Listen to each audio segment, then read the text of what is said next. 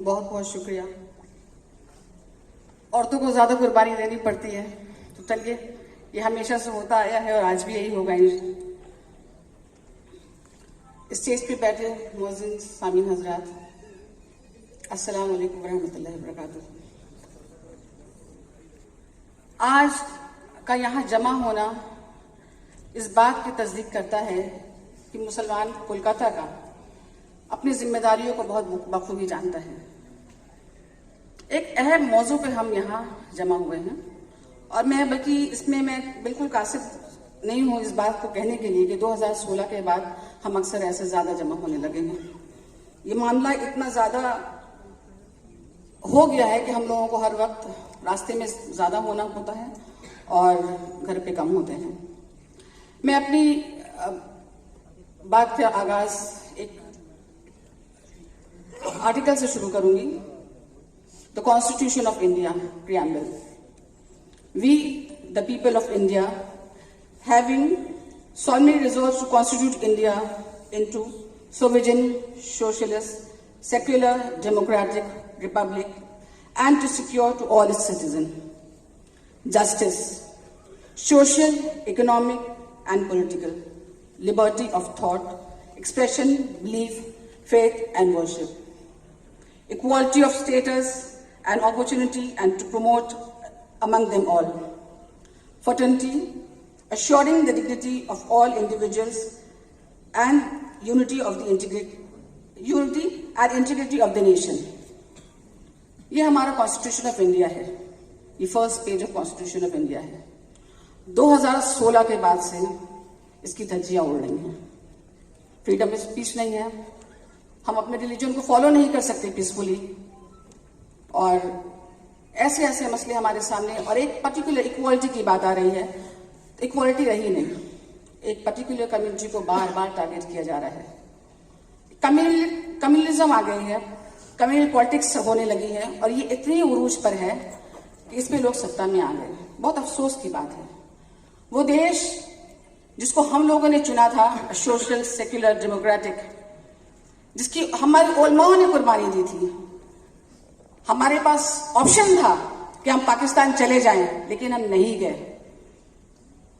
आज उसका खामियाजा हम भुगत रहे हैं। बहुत अफसोस के साथ ये बात कहना पड़ रहा है, लेकिन आज फिर एक वक्त आया है इंशाल्लाह, और ये बात मुसलमान साबित करेगा, वो हिंदुस्तान का था, है और रहेगा, और दुनिया की कोई भी हस्ती इसको मिटा नहीं सकती। बहुत क्रिटिकल मामला है वक्फ। हम और आप रिलेट नहीं कर पाते इससे। मैं भी नहीं रिलेट कर पाती थी। मुझे लगता था वक्फ से मेरा क्या फायदा, मेरी तो कोई जमीन वक्फ की नहीं है, वक्फ से हमको क्या फायदा। लेकिन था हम लोगों को फायदा, और ये हमारा रिलीजियस मैटर है। जो कहते हैं ना कि ये रिलीजियस मैटर नहीं है, ये हमारा रिलीजियस मैटर है। हम जब कोई जमीन को वक्फ करते हैं तो हम ये बात जहन में कर लेते हैं कि ये मैंने अल्लाह की राह में दे दी इसकी, और इसके हमारी आने वाली नस्लों को फायदा होगा, चाहे वो मेरी अपनी औलाद हो या वो मेरे समाज की औलाद हो। लेकिन हम लोगों ने कभी इस पर तवज्जो नहीं दिया, हमने कभी सोचा नहीं इसके बारे में, क्योंकि वक्फ का जब से वक्फ बोर्ड बना तो वक्फ की प्रॉपर्टी हमारे पास कभी नहीं रही है। स्टेट गवर्नमेंट, सेंट्रल गवर्नमेंट, वहां से लोग अपॉइंट होकर आते थे। कितनी जायदादें हैं नहीं मालूम। कभी कभी सुनने में आता था करप्शन है, वक्फ की प्रॉपर्टी को बेचा जा रहा है, वक्फ की प्रॉपर्टी में दखल हो रही है, लेकिन हम कुछ नहीं कर पाते थे। हमें मालूम नहीं था क्या करना है। जिसकी जिम्मेदारी थी उन्होंने भी कुछ नहीं किया। जो लोग वहां बैठे थे, जो उन लोगों का साथ दिया, आज हम जो यहाँ खड़े हैं जिनके वजह से बहुत अफसोस के साथ कहना पड़ रहा है कि उन्होंने अपनी आंखें बंद कर दी, और सबसे ज्यादा जिम्मेदारी गवर्नमेंट की थी। गवर्नमेंट ने कुछ नहीं किया, और एक जबरन एक बिल लाकर हमारे सामने खड़ा कर देती है कि आपके प्रॉपर्टी में, आपके वक्फ बोर्ड में बहुत करप्शन है। तो इसकी जिम्मेदारी किसकी है? आपने इस पर ट्रांसपेरेंसी रखी नहीं, आपने किसी को इन्वॉल्व किया नहीं, सारी बातें क्लोज डोर में हो रही थी।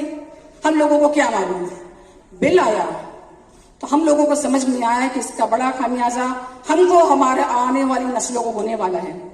इसीलिए ये सोचकर हिंदुस्तान का मुसलमान फिर से खड़ा हो गया कि हमको लड़ना है, और इंशाअल्लाह इस वक्त बिल को वापस दिलवाना है। इंशाअल्लाह करेंगे हम लोग। वक्त कम है, बातें आने लगी हैं सामने, लेकिन मैं अभी जो कि बिल सुप्रीम कोर्ट में है, तो मैं बिल पे ज्यादा बात नहीं करूंगी। हम लोगों को सोचना चाहिए कि वे आउट फॉरवर्ड, आगे हम क्या कर सकते हैं, ये एक राह अमल होना चाहिए। मैं 2-3 बातें इंशाल्लाह आपके सामने कहूंगी। एक तो पहली बात, ट्रांसपेरेंसी आना चाहिए। अब हमारी भी जिम्मेदारी बनती है कि इंशाल्लाह अगर बिल वापस होता है तो उसमें हम लोगों को एक कमिटी बनना चाहिए जो वक्फ बोर्ड पर हमेशा नजर रखे, और ये होना चाहिए जितनी प्रॉपर्टी है उसको पब्लिक फोरम में लाई जाए, उनकी वेबसाइट में हो, उसका ऑडिट रिपोर्ट होना चाहिए, ताकि और उससे कहाँ कहाँ उसको फायदा हो रहा है ये बातें सामने आनी चाहिए। दूसरी बात ये कि हम प्रोटेस्ट तो बहुत कर रहे हैं, हमने बहुत सारी पार्टी पे भरोसा किया। हम बंगाल में बैठे हैं तो बहुत आसानी से प्रोटेस्ट कर रहे हैं, हमारे ऊपर कोई 2 लाख का चालान नहीं आ जाएगा कि आप चले जाइए, हमें जेल में जाना पड़ेगा। लेकिन ये प्रोटेस्ट बिहार से शुरू होना चाहिए। सामने इलेक्शन है, नीतीश को ये बता देना चाहिए कि आपने मुसलमान को धोखा दिया है तो आपकी सत्ता को हम लोग उखाड़ देंगे। और ये मिसाल होना चाहिए सारी उन पार्टियों को जो मुसलमान का वोट तो मांगती है लेकिन मुसलमान के हक में आवाज नहीं उठाती। ये बहुत जरूरी है और ये हम मुसलमान को इकट्ठा होकर ये काम करना चाहिए। और आपके स्टेट में जो भी पार्टी ऑपोजिशन स्ट्रांग है, जो आप बीजेपी से लड़ सकती है, उसको मिलकर, जैसे हम यहाँ बंगाल में मिलकर एकजुट वोट देते हैं, उसी तरह से अगर बीजेपी को रोकना है तो एकजुट वोट देना चाहिए। ये पैगाम बंगाल से जाना चाहिए और बिहार से पार्टीज को पता चल जाना चाहिए कि अगर आप मुसलमान का साथ नहीं देंगे तो मुसलमान आपका साथ नहीं दे सकता। मुझे बहुत अफसोस होता है ये कहते हुए, बहुत सारे मुसलमान बीजेपी करते हैं। मैं इस बात को पर्सनली मानती हूं कि वो जो इंसान जो बीजेपी कर सकता है वो मुसलमान नहीं हो सकता। वो अपनी मुफाद के लिए पार्टी कर रहा है।